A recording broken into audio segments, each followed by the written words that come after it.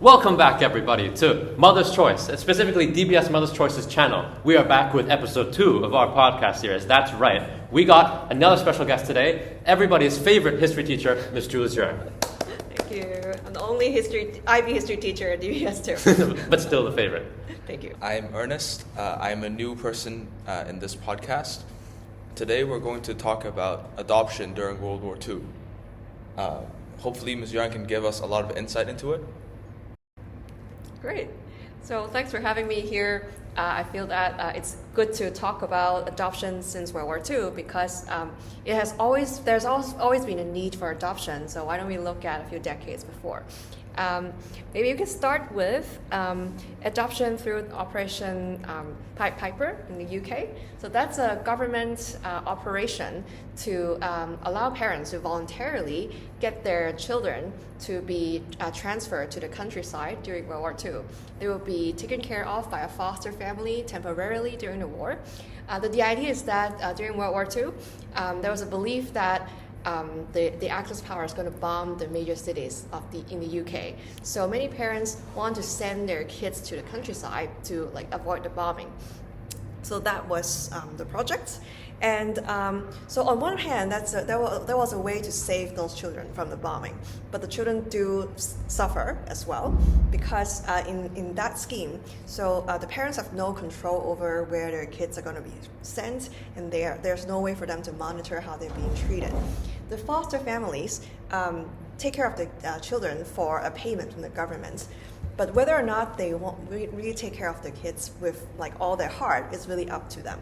So for many children that's been sent to the countryside with foster families, they felt a sense of loneliness. They're displaced from their families.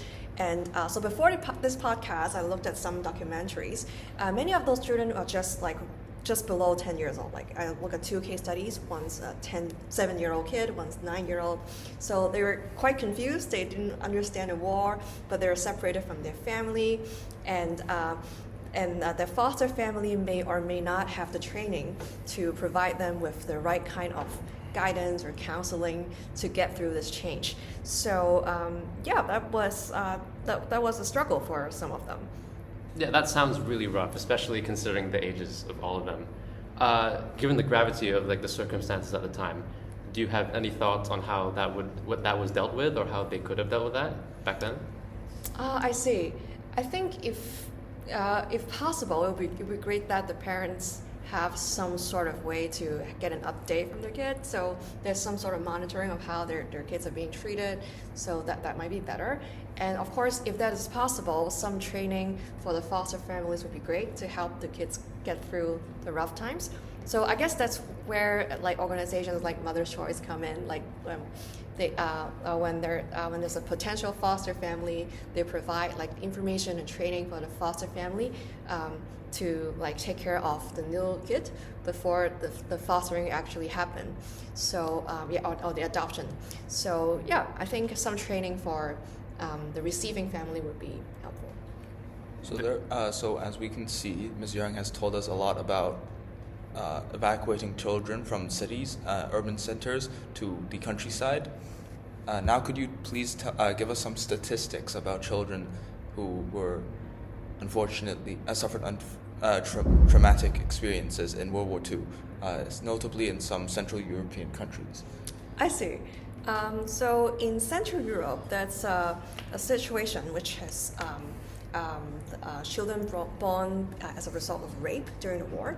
So rape happened on both sides of the war, both the Axis and the Allies during the war. There are many examples. So, for example, there's the Allied rape wave of 1944, when there's records that the Moroccan Grumiers, which is a part of the French forces, has raped Italian civilians during their Italian campaign, and then there were also records of at least 3,500 American soldiers having raped women in liberated France. The Allies did commit some rapes. And at the Eastern Front, when Germany invaded Poland and the Soviet Union, they also used rape as a method of war.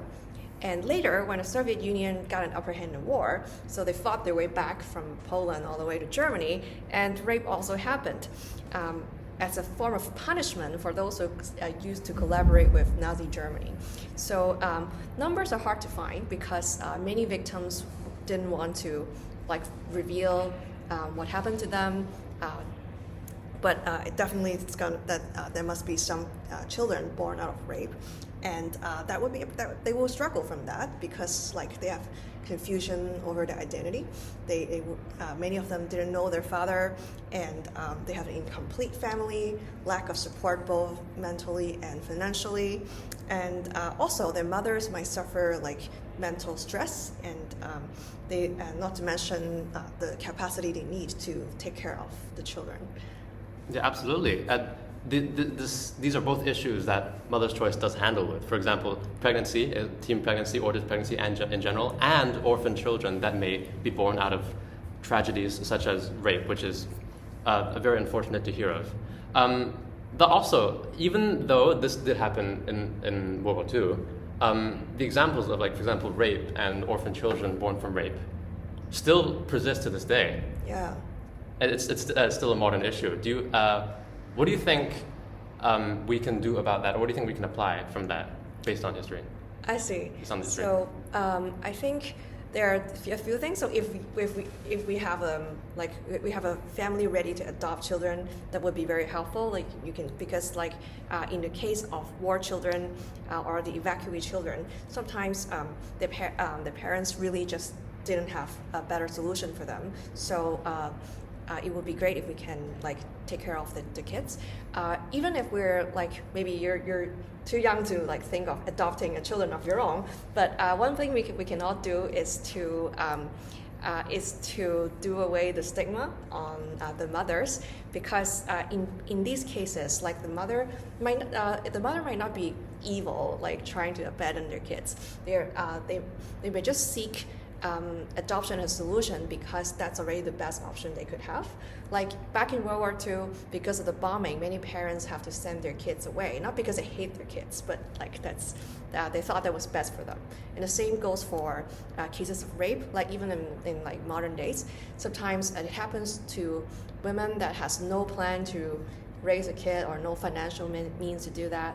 So I think we should try to fight the stigma, and so that women won't feel pressurized to make the decision to go for an adoption.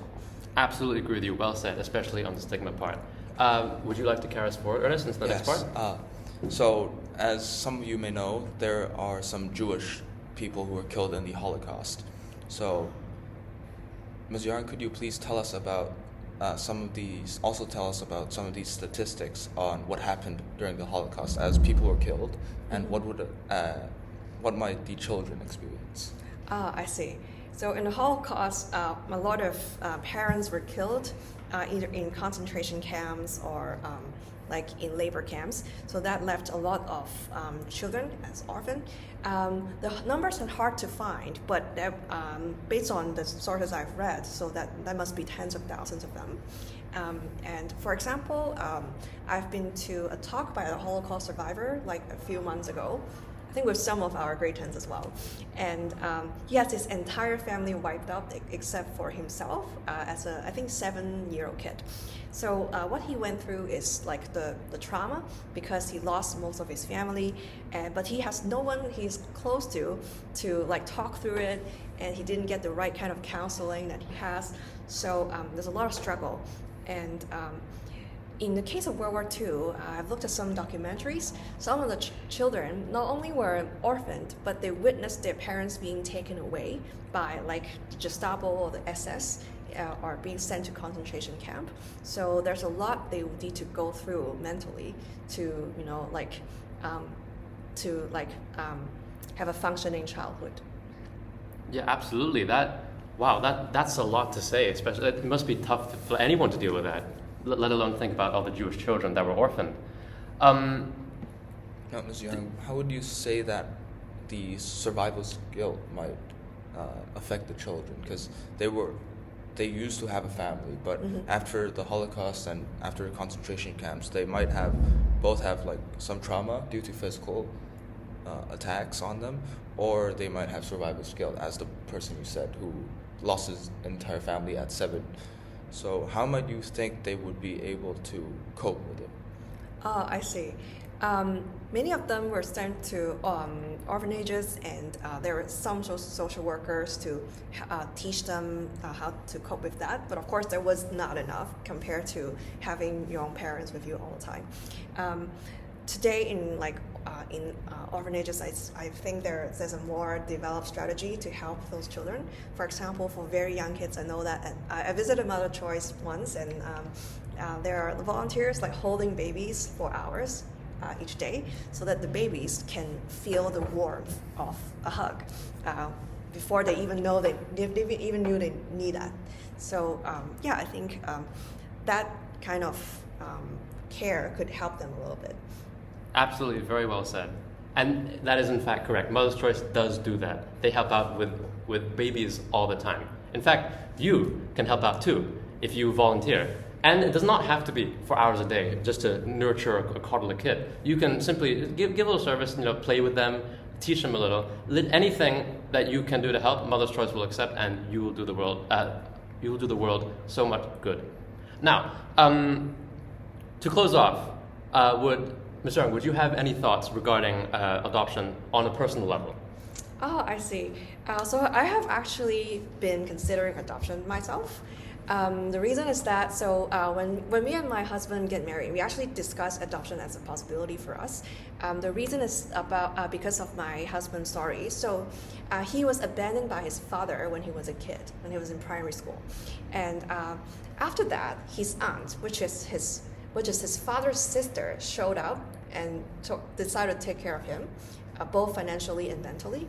So as a result, so that really filled the gap, because his mother was so depressed and his sister is also disabled. So he really lacked an adult to take care of him. So his aunt really comes in and fill the gap and help him grow up okay. So he's fine. He went to university, become a professional, got someone willing to marry him. So I guess he's doing fine. And that was because, and he is always very thankful to his aunt. He felt that the fact that she came in and have all these talks with him, make sure he is eating enough, he is feeling okay, gave him like a second chance to thrive as a human being. And it was much later that we found out his aunt did all this to him because his aunt herself was adopted. So she felt that because she was adopted, she has a second chance in his life, and she wants to give back to the next person, and that's why she did that. So we feel now that his aunt has passed away, we felt that we may want to share this love with the next person.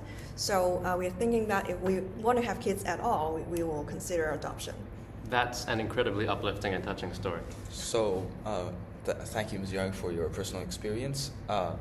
Do you have any friends that may have considered adoption or have actually adopted? Yes. The former pastor at my church actually has adopted a daughter. So he and his wife had one daughter first, and then at the age of 7 of their daughter, they decided to adopt a younger sister for her. So and from that I learned that the family who is adopting a child is also benefiting from it, because they have the daughter has a companion. And I also learned about some realities of adoption from their experience. The first, in the beginning, it wasn't that easy because the adopted daughter had some previous trauma to deal with, that because she was in a situation. That's why she needs an adoption. So she needs to go through some counseling sessions to blend into the family. So but then it was essentially why she needs a family. So I think in the end, I think they went quite well. Sometimes I see pictures of them going on holidays as a family of 4. So it makes me think that it could be done. And so when someone adopts a children, they're also setting an example to others that it's actually a viable solution. I couldn't agree with you more. Absolutely well said.